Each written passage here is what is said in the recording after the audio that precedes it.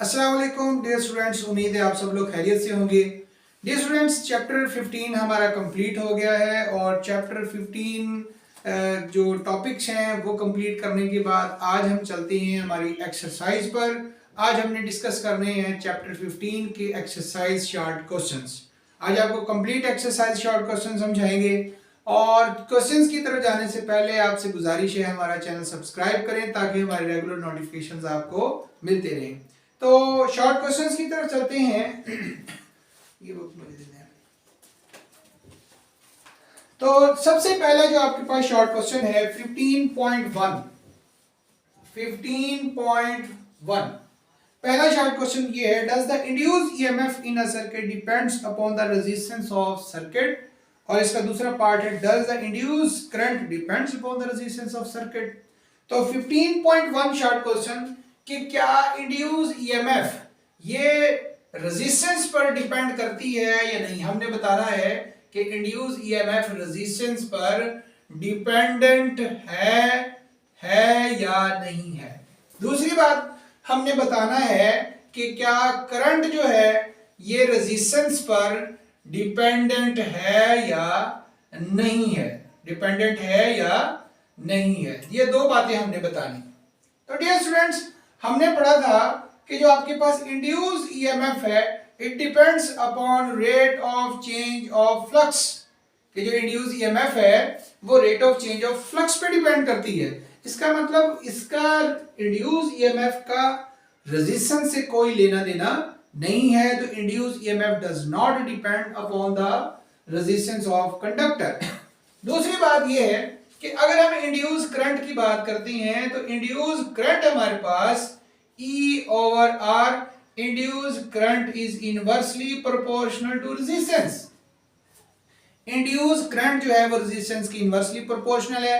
अगर तो कंडक्टर की रेजिस्टेंस ज्यादा होगी करंट कम होगा, रेजिस्टेंस कम होगी तो करंट ज्यादा होगा। इसका मतलब यह हुआ कि ये जो आपके पास इंड्यूस ईएमएफ है ये डिपेंड नहीं करता, इंड्यूस करंट डिपेंड करता है। तो induce EMF does not depend, तो हम लिखेंगे induce EMF does not depend. कि इंड्यूस ईएमएफ डिपेंड नहीं करता बट इंड्यूस करंट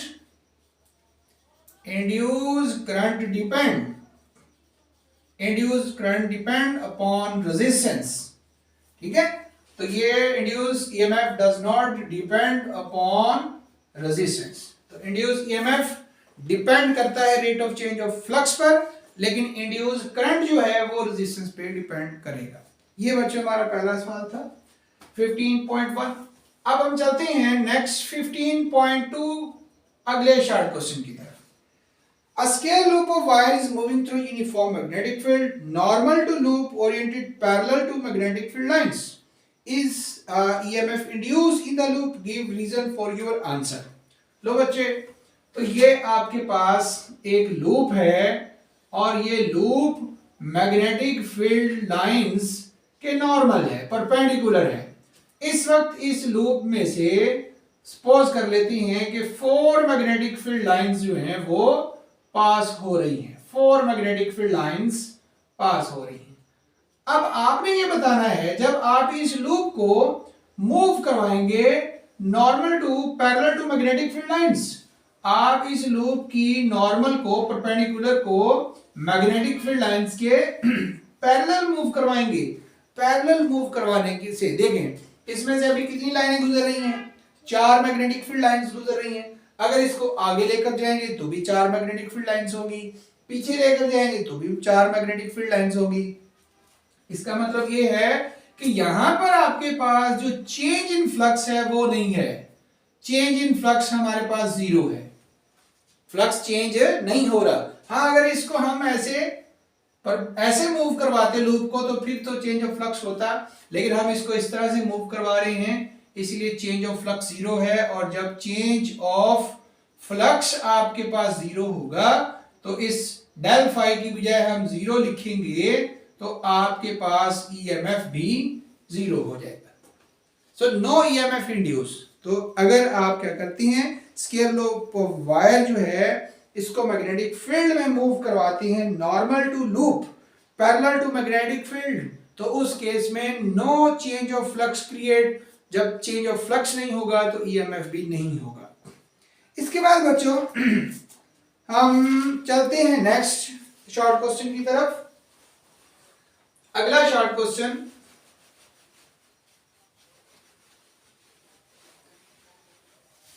अगला जो शॉर्ट क्वेश्चन है आपके पास वो है 15.5। 15.5 है, does the induce EMF always act to decrease the magnetic flux through the circuit. क्या जो इंड्यूस ईएमएफ है ये always act to decrease the magnetic field? Does induce EMF always act to decrease magnetic flux? Magnetic flux, क्या ये जो induce EMF होता है ये हमेशा मैग्नेटिक फ्लक्स को डिक्रीज करता है? लेकिन हमने तो ऐसा नहीं पढ़ा, हमने तो पढ़ा है अकॉर्डिंग टू लेंज़ेस लॉ। हमने पढ़ा है according to Lenz's law induce EMF, direction of induced current always opposes the cause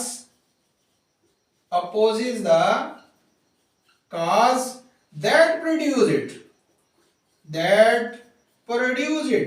तो जो इंड्यूस करंट की जो डायरेक्शन होगी, इंड्यूस ईएमएफ क्या करेगा? इंड्यूस ईएमएफ से जो इंड्यूस करंट है वो हमेशा चेंज ऑफ फ्लक्स को अपोज करेगा।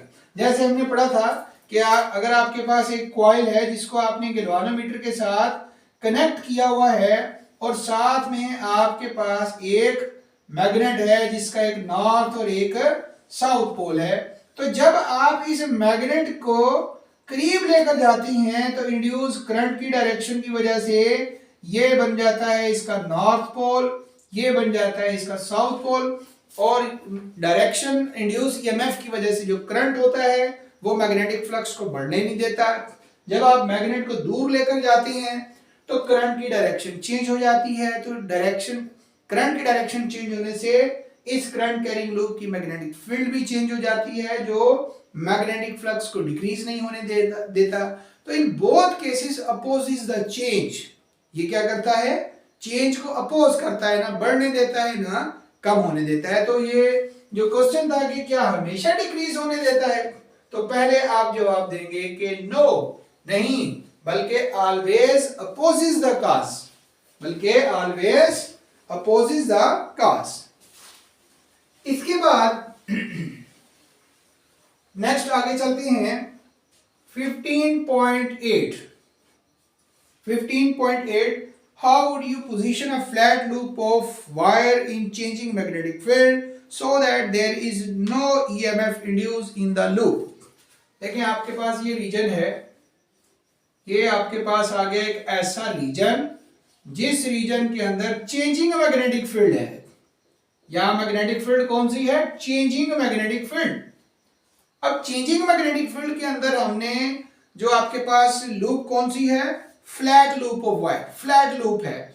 अब उस लूप को आपने मैग्नेटिक फील्ड में इस तरह से प्लेस करना है कि इसमें ईएमएफ इंड्यूस ना हो। तो वो क्या होगा? अगर आप फ्लैट लूप ऑफ वायर को उसके प्लेन को मैग्नेटिक फील्ड के पैरेलल प्लेस कर देते हैं, plane of loop parallel to magnetic field. अब इस सूरत में प्लेन को जब आपने पैरेलल प्लेस किया है, इस केस में फ्लक्स ही नहीं होगा, कोई मैग्नेटिक फील्ड लाइन इस प्लेन लूप ऑफ वायर, इस प्लेन लूप में से नहीं गुजरेगी, फ्लैट लूप में से नहीं गुजरेगी। जब नहीं गुजरेगी फ्लक्स नहीं होगा, जब फ्लक्स नहीं होगा तो चेंज ऑफ फ्लक्स भी जीरो होगा। जब चेंज ऑफ फ्लक्स आपके पास जीरो होगा तो इस रिलेशन के मुताबिक आपके पास ईएमएफ भी क्या हो जाएगा? जीरो हो जाएगा, ईएमएफ भी आपके पास जीरो होगा। तो क्या पोजीशन थी? Parallel to magnetic field. तो अगर आप इस लूप, फ्लैट लूप को चेंजिंग मैग्नेटिक फील्ड के पैरेलल प्लेस करेंगे तो ईएमएफ इंड्यूस नहीं होगा। इसके बाद हम आते हैं अगले शॉर्ट क्वेश्चन की तरफ। नेक्स्ट शॉर्ट क्वेश्चन है आपके पास 15.9। 15.9 In a certain region Earth's magnetic field point vertically down। एक रीजन है जहां पर मैग्नेटिक फील्ड की डायरेक्शन क्या है, vertically down. Okay, when a plane fly due to north, plane की जो मोशन है, प्लेन की जो वेलोसिटी है वो ड्यू टू नॉर्थ है। Which wing tip is positively charge, हमने बताना है कि उस प्लेन का विंग टिप कौन सा पॉजिटिवली चार्ज है। तो डियर स्टूडेंट्स, सपोज करते हैं कि हमारे पास एक प्लेन है, ये हमारे पास वो प्लेन है जिस प्लेन की हम बात कर रहे हैं। तो इस प्लेन की जो डायरेक्शन है हमारे पास वो क्या है, वो डायरेक्शन हमारे पास है टूवर्ड्स नॉर्थ। ये आपके पास कोई प्लेन है, मूव करता हुआ जा रहा है इस तरफ, और इसकी वेलोसिटी हमारे पास क्या है, v। अब इस प्लेन को आप यूं ना समझे बल्कि यूं समझे, ठीक है ना। ये प्लेन क्योंकि बोर्ड पर तो ऐसे ही बनेगा, आप इसको यूं समझेंगे ये नॉर्थ की तरफ जा रहा है। ये जो इसकी वेलोसिटी, इसकी जो डायरेक्शन है वो है टूवर्ड्स नॉर्थ। और ये जो मैंने क्रॉस लगाया है, ये क्रॉस रिप्रेजेंट कर रहा है डाउनवर्ड या inward magnetic field. Inward magnetic field, ये आपके पास है ईस्ट और ये आपके पास है वेस्ट। अब ये इसकी वेलोसिटी है। तो डियर स्टूडेंट्स, हमने पढ़ा था अगर कोई भी बॉडी किसी भी वेलोसिटी से मूव करता है मैग्नेटिक फील्ड में, तो उसमें मौजूद चार्जेस पर फोर्स एक्ट करती है। अगर कोई भी ऑब्जेक्ट या कोई भी ऑब्जेक्ट जिसमें क्यू चार्जेस मौजूद हैं वो वेलोसिटी v से मैग्नेटिक फील्ड में मूव करेगा तो फोर्स एक्ट करेगी उसमें मौजूद चार्जेस पर। अब अगर हम राइट हैंड रूल यूज करते हैं तो राइट हैंड रूल के मुताबिक फोर्स की जो डायरेक्शन बन रही है वो बन रही है towards east to west. Force की डायरेक्शन क्या बन रही है, टूवर्ड्स ईस्ट टू वेस्ट। मतलब यहां से चार्जेस माइग्रेट होंगे यहां पर, तो इस विंग पर एक्सेस ऑफ चार्जेस होना शुरू हो जाएंगे और यहां पर डेफिशिएंसी ऑफ चार्जेस प्रोड्यूस होना स्टार्ट हो जाएगी। ये विंग टिप आपके पास हो जाएगा पॉजिटिव, ये विंग टिप आपके पास हो जाएगा नेगेटिव। लेकिन हमसे जो सवाल पूछा है वो ये पूछा है कि which wing tip is positively charge. अगर हमसे पूछा जाता है which wing tip is negatively charge, तो हम बताते हैं कि east wing tip is negatively charge. अब क्योंकि उसने पॉजिटिव पूछा है तो हम बताएंगे कि west wing tip is positively charge. इसके बाद नेक्स्ट क्वेश्चन की तरफ आते हैं 15.10 show that E and del phi and del t have same unit, have same unit। तो इनका यूनिट जो है वो हमने सेम प्रूव करना है। देखो बच्चों, ये आपके पास ईएमएफ है। ईएमएफ का जो यूनिट होता है वो होता है जाउल पर कॉलम, जाउल ओवर कॉलम। और जाउल ओवर कॉलम जो है ये किसके बराबर है, वोल्ट के बराबर है। इसी तरह से ये जो आपके पास del phi by del t है, तो आपके पास फ्लक्स का जो यूनिट है वो है न्यूटन मीटर पर एम्पेयर और टाइम का यूनिट हमारे पास सेकंड है।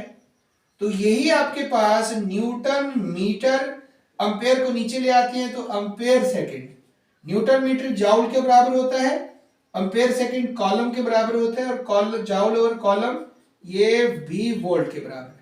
तो इसका यूनिट भी आपके पास वोल्ट आ गया और इसका यूनिट भी आपके पास वोल्ट आ गया। तो ये बात साबित हो गई कि आपके पास ये जो ईएमएफ है और del phi by del t है, इन दोनों का यूनिट हमारे पास क्या है, सेम होता है। इसके बाद अगले शॉर्ट क्वेश्चन की तरफ चलते हैं। नेक्स्ट शॉर्ट क्वेश्चन की तरफ चलते हैं। नेक्स्ट है आपके पास 15.11। 15.11 अगला short question. When electric motor such as electric drill is being used, does it act as a generator? Electric motor जैसा कि इलेक्ट्रिक ड्रिल है, तो वो जब उसको हम इस्तेमाल करते हैं तो वो एक जनरेटर की तरह जो है वो इस्तेमाल होता है। If so, what is the consequence of this? अगर ऐसा है तो इसकी कंसीक्वेंस क्या है? तो सबसे पहली जवाब तो आप इसका देंगे यस, यस। उसकी रीजन ये है कि हमने पढ़ा था कि हमारे पास जो मोटर होती है, इलेक्ट्रिक मोटर, चाहे वो इलेक्ट्रिक ड्रिल है या कोई भी मोटर है, तो मोटर के अंदर हमारे पास जो इनपुट एनर्जी होती है वो होती है इलेक्ट्रिकल। जैसे कि ये हमारे पास एक मोटर है, इसको हमने दी है इलेक्ट्रिकल एनर्जी, और जो आउटपुट होती है, आउटपुट क्या होती है? Mechanical energy. ये आपके पास नॉर्थ पोल, ये आपके पास आ गया साउथ पोल। यहां से हम देते हैं इसको इनपुट और यहां से लेते हैं हम आउटपुट। तो इलेक्ट्रिकल एनर्जी मैकेनिकल एनर्जी में चेंज होती है, ये बात तो हम पढ़ चुके हैं। अब क्या ये जो आपके पास मोटर है ये जनरेटर की तरह भी बिहेव करता है? तो बिल्कुल करता है। हमने मोटर्स के अंदर पढ़ा था, एक टॉपिक था बल्कि बैक ईएमएफ, ये हमने पढ़ा था topic back EMF in Motors. Motors के अंदर जो बैक ईएमएफ जनरेट होता है, तो बैक ईएमएफ एक्चुअली वोल्टेज ही है, और अगर इस मोटर के अंदर वोल्टेज प्रोड्यूस हो रहे हैं, इसका मतलब ये हुआ कि जनरेटर, ये जो मोटर है it also act as a generator, ये जनरेटर की तरह भी बिहेव कर रही है, इसमें बैक ईएमएफ प्रोड्यूस हो रहा है। अब उसके कंसीक्वेंस क्या है, उसका फायदा क्या है? बच्चों इसका बहुत जबरदस्त फायदा ये है कि जब करंट एक लिमिट से बढ़ता है, ये बैक ईएमएफ उस करंट को बढ़ने नहीं देती, it this back EMF opposes the increasing potential. और इसी तरह से अगर करंट एक लिमिट से बढ़ता है तो ये बढ़ने नहीं देती, अगर एक लिमिट से कम होता है तो ये उसको कम नहीं होने देती।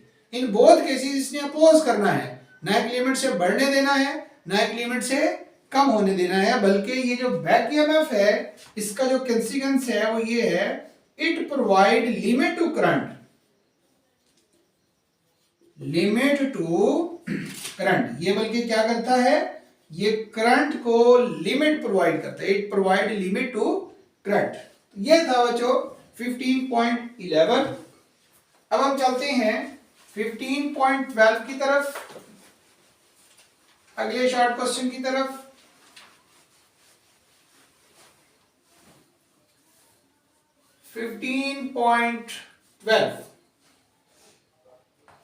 Can a DC motor be turned into DC generator? What changes are required to be done? क्या हम डीसी मोटर को डीसी जनरेटर में चेंज कर सकते हैं? यस, बिल्कुल कर सकते हैं। उसकी रीजन क्या है? इनकी जो कंस्ट्रक्शन है वो सेम है, कंस्ट्रक्शन इज सेम। जनरेटर और मोटर की कंस्ट्रक्शन सेम है, बस इनमें थोड़ी सी चेंजेस हैं। चेंजेस ये हैं कि मोटर के अंदर, जैसे कि आपके पास मोटर है, मोटर के अंदर इनपुट जो है वो इलेक्ट्रिकल एनर्जी होता है और आउटपुट जो है वो मैकेनिकल एनर्जी होता है। जबकि अगर हम जनरेटर की बात करते हैं तो जनरेटर में जो आपके पास इनपुट होता है वो मैकेनिकल एनर्जी होता है और आउटपुट जो है वो इलेक्ट्रिकल एनर्जी होता है। तो दोनों के अंदर जो है वो कोई चेंज नहीं होता, दो चेंजेस करने पड़ते हैं। एक तो जहां पर हम इनपुट देते हैं वहां हम आउटपुट हासिल करेंगे, और जहां हम आउटपुट हासिल करते हैं वहां हम इसको किसी मैकेनिकल सोर्स की मदद से मूव करवाएंगे। और इसके अलावा मोटर्स के अंदर हम यूज करते हैं इलेक्ट्रोमैग्नेट। तो electromagnet is replaced by permanent magnet. तो इलेक्ट्रोमैग्नेट की बजाय हम परमानेंट मैग्नेट का इस्तेमाल करेंगे, इलेक्ट्रोमैग्नेट को परमानेंट मैग्नेट में चेंज करेंगे। इसके बाद डियर स्टूडेंट्स अगले क्वेश्चन की तरफ चलते हैं, और वो अगला जो क्वेश्चन है, is it possible to change both area of loop and magnetic field passing through the loop and still not have induced EMF in the loop? Yes. 15.13 हमने पढ़ा था अगर हम एरिया चेंज करेंगे तो भी मैग्नेटिक चेंज ऑफ फ्लक्स होगा और ईएमएफ इंड्यूस होगा। अगर चेंज ऑफ मैग्नेटिक फ्लक्स करते हैं, मैग्नेटिक फील्ड करते हैं, तो उस सूरत में भी चेंज ऑफ फ्लक्स होगा और ईएमएफ इंड्यूस होगा। अब क्वेश्चन ये है कि क्या हम मैग्नेटिक फील्ड को भी चेंज करें और एरिया को भी चेंज करें, दोनों को चेंज करने के बावजूद हमारे पास ईएमएफ इंड्यूस ना हो, तो क्या ऐसा करना पॉसिबल है? क्या ऐसा हो सकता है? तो बिल्कुल हो सकता है। Yes yes. कब हो सकता है? when product of magnetic field and area is constant। जब आपके पास क्या हो, प्रोडक्ट एरिया और मैग्नेटिक फील्ड का जो प्रोडक्ट है ये कांस्टेंट हो। जैसे आपके पास पहले मैग्नेटिक फील्ड थी 2 टेस्ला और एरिया था हमारे पास 4 मीटर स्क्वायर। हमने मैग्नेटिक फील्ड को चेंज किया, इस B1 से B2 में चेंज कर दिया, 4 टेस्ला कर दिया, और एरिया को भी हमने चेंज कर दिया। कितना कर दिया? 2 मीटर स्क्वायर कर दिया। तो इधर फ्लक्स निकालते हैं तो इधर आपके पास फ्लक्स आएगा 4 to the 8 वेबर, और इधर फ्लक्स निकालते हैं, इसको phi1 का नाम दे दें, इसको phi2 का नाम दे दें। इधर जो फ्लक्स निकालते हैं वो भी हमारे पास आता है 8 वेबर। तो चेंज इन फ्लक्स कितना हुआ आपके पास? phi2 माइनस phi1, तो 8 माइनस 8 इज इक्वल टू 0। तो फ्लक्स ही चेंज नहीं हुआ। तो जब हमारे पास फ्लक्स ही चेंज नहीं होगा तो ईएमएफ कहां से आएगा? अगर चेंज ऑफ फ्लक्स 0 है तो there will be no EMF induced. तो सवाल यह था कि एरिया को भी चेंज करें, मैग्नेटिक फील्ड को भी चेंज करें, फिर भी ईएमएफ इंड्यूस ना हो। तो ऐसी कंडीशन कब होगी? जब आप दोनों को चेंज करते हैं लेकिन उन दोनों का जो प्रोडक्ट है, मतलब कि फ्लक्स, आपके पास फ्लक्स कांस्टेंट रहे। तो अगर फ्लक्स में चेंज नहीं आ रहा तो ईएमएफ इंड्यूस नहीं होगा। हमारा असल मकसद एरिया या मैग्नेटिक फील्ड को चेंज करने का यही होता है कि हम मैग्नेटिक फ्लक्स को चेंज करें। इसके बाद हम चलते हैं नेक्स्ट क्वेश्चन की तरफ, अगले क्वेश्चन की तरफ। और वो अगला क्वेश्चन हमारा क्या है, उसकी स्टेटमेंट पढ़ते हैं और स्टेटमेंट पढ़ने के बाद उसका जवाब देते हैं।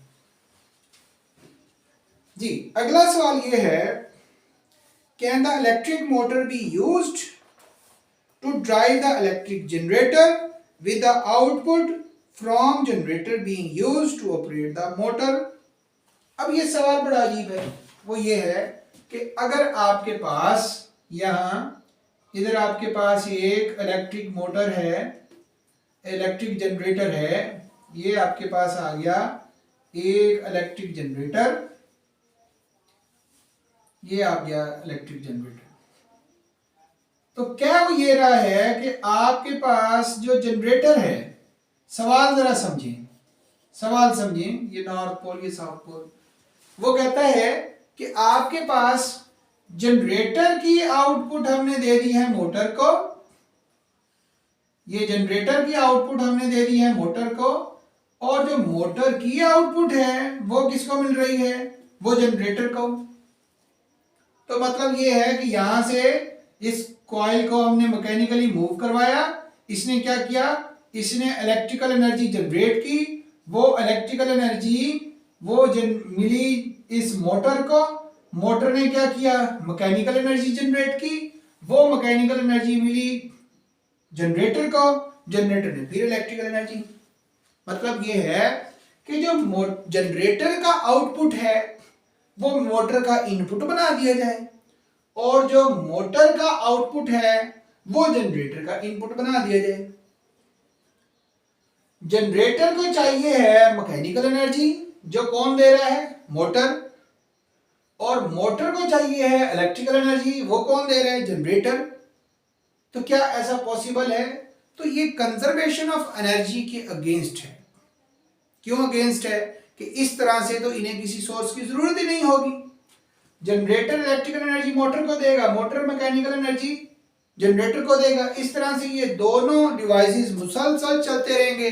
हर रोटेशन पर थोड़ी सी इलेक्ट्रिकल एनर्जी हर बार इंक्रीज होती जाएगी, और जनरेटर की, मोटर की मैकेनिकल एनर्जी हर बार बढ़ती जाएगी, इंड्यूस ईएमएफ बढ़ता जाएगा और एक वक्त आएगा ये सारा सिस्टम डिस्ट्रॉय हो जाएगा। एक तो ये कंजर्वेशन ऑफ एनर्जी के अगेंस्ट है, दूसरा ये बन जाता है सेल्फ परपीचुअल सिस्टम। सेल्फ परपीचुअल सिस्टम ऐसा सिस्टम जिसको अब किसी एक्सटर्नल सोर्स की जरूरत नहीं है, सेल्फ परपीचुअल सिस्टम बन गया। तो this is against the law of conservation of energy. Okay जी, इसके बाद अगले सवाल की तरफ आते हैं।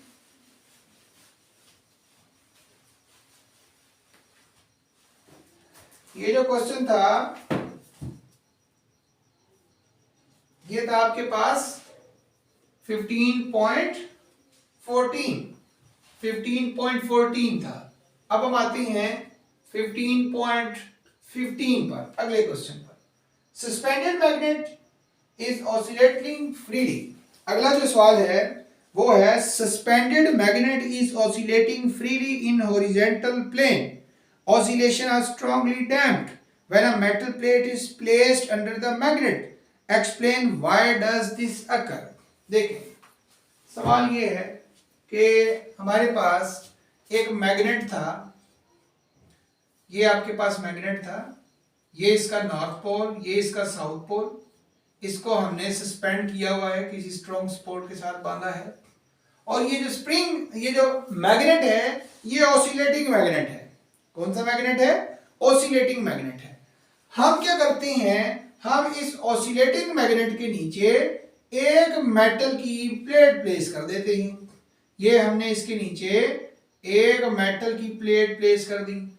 अब जैसे ही मेटल की प्लेट हम प्लेस करते हैं तो इसकी जो मोशन है, इस मैग्नेट की जो मोशन है स्ट्रांगली डैम्प्ड हो जाती है। अब ऐसा क्यों होता है? असल बात यह है कि ये है मैग्नेट, और इस मैग्नेट की जो मैग्नेटिक फील्ड लाइंस होंगी वो मैग्नेटिक फील्ड लाइंस इस मेटल प्लेट में से गुजरेंगी। क्या होगा कि मैग्नेट की magnetic field lines metal plate में से गुजरेंगी। मैग्नेट क्योंकि ऑसिलेटिंग है इसीलिए इस प्लेट के अंदर rate of change of flux होगा। उस rate of change of flux की वजह से ईएमएफ रिड्यूस होगा। वो इंड्यूस ईएमएफ इस चेंज ऑफ फ्लक्स को अपोज करेगा। जब ये फ्लक्स बढ़ना शुरू होगा तो इंड्यूस ईएमएफ क्या होगा? इसको बढ़ने नहीं देगा, रोकेगा इसको। जब ये मैग्नेट दूर जाएगा तो मैग्नेटिक फ्लक्स डिक्रीज होना शुरू हो जाएगा, लेकिन वो इंड्यूस ईएमएफ इसको खींचेगा, दूर नहीं जाने देगा, ना इसको अपने पास आने देगा ना दूर जाने देगा। बोथ केसेस के अंदर इस मैग्नेट की मोशन को मेटल प्लेट के अंदर प्रोड्यूस होने वाला इंड्यूस ईएमएफ इसकी ऑसिलेशन को स्टॉप करने की कोशिश करेगा, जिससे बहुत ही जल्दी मैग्नेट की ऑसिलेशन जीरो हो जाएगी। तो उसकी वजह क्या है? Back EMF induce in metal plate. उसकी रीजन है बैक ईएमएफ या induce EMF, back EMF induce in metal plate. इसके बाद बच्चों नेक्स्ट 15.16 की तरफ चलते हैं। अगला सवाल हमारा, 4 unmarked wires emerge from a transformer. What step would you take to determine the term ratio? आपके पास 4 unmarked wires हैं। ये हमारे पास ट्रांसफार्मर आ गया, ये ट्रांसफार्मर है। ट्रांसफार्मर में से 4 तारें निकली हुई हैं। 4 का मतलब ये है कि हमारे पास 4 अनमार्क वायर्स हैं। एक ये है आपके पास, एक ये है, इसी तरह से इधर भी आपके पास एक ये वायर है, एक ये वायर है। तो 4 अनमार्क वायर्स आपके पास मौजूद हैं ट्रांसफार्मर के अंदर।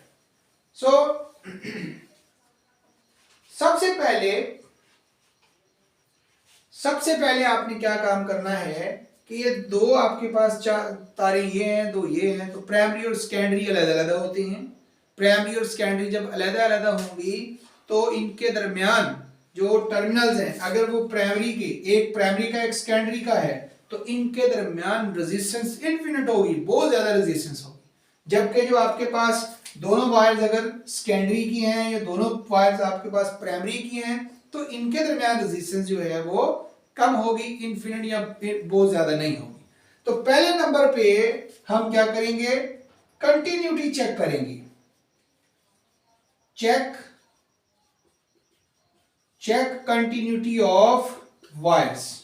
वायर्स की कंटिन्यूटी चेक करेंगे किसकी मदद से, using ohm meter. Ohm meter, ठीक है, किसकी मदद से कंटिन्यूटी चेक करेंगे, ओहम मीटर की मदद से उन चारों तारों के दरमियान हम कंटिन्यूटी चेक करेंगे, उससे हमें पता चल जाएगा। इसके बाद जो वोल्टेज प्राइमरी पर अप्लाई किया हुआ है, ये प्राइमरी है, इस पर इनपुट होगा अल्टरनेटिंग वोल्टेज, इस प्राइमरी वोल्टेज को मेजर करेंगे। और यहां पर आपके पास मौजूद है लोड, लोड में से जितना वोल्टेज गुजर रहा है वो वोल्टेज सेकेंडरी मेजर करेंगे। तो प्राइमरी और सेकेंडरी वोल्टेज को मेजर करेंगे। जब आपने मेजर कर लिया उसके बाद हम टर्न रेशो निकालेंगे, NS over NP is equal to VS over VP। Turn ratio कैसे निकालेंगे, NS over NP VS over VP। तो सवाल हमारे पास क्या था, 4 unmarked wires emerges from transformer, what step you take to determine the turn ratio। तो कौन से स्टेप से आप टर्न रेशियो निकालेंगे।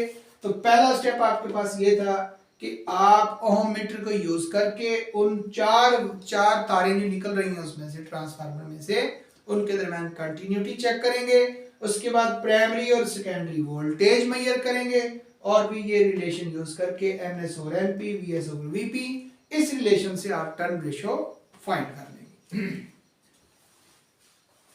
इसके बाद चलते हैं अगले क्वेश्चन पर 15.17।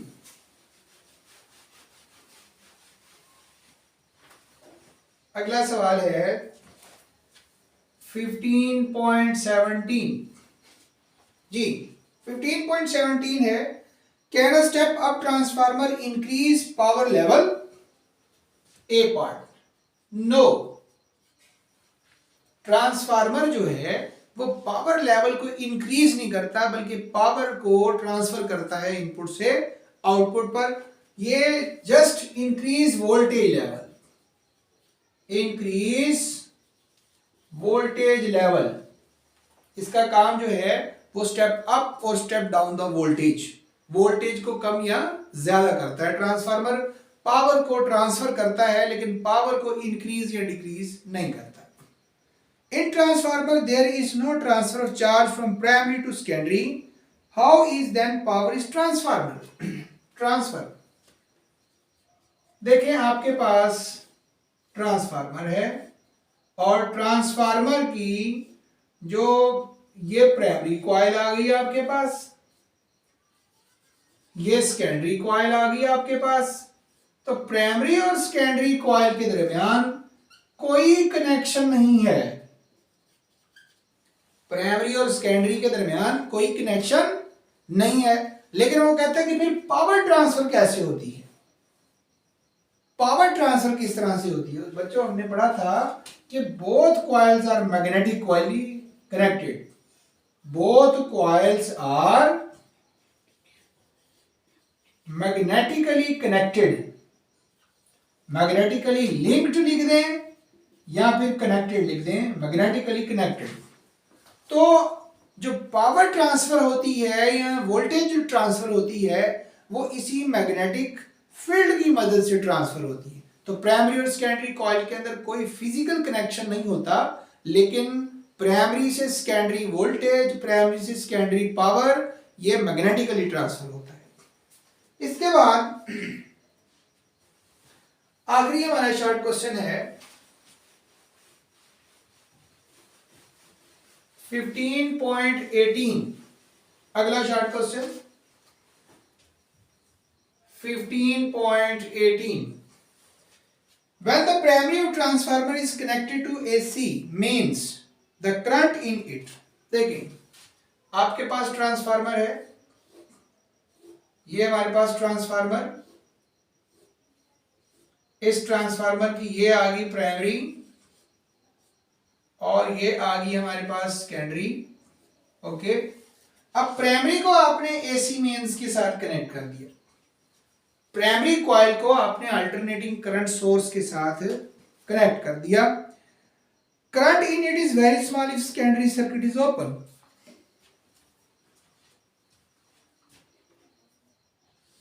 अगर सेकेंडरी सर्किट ओपन है,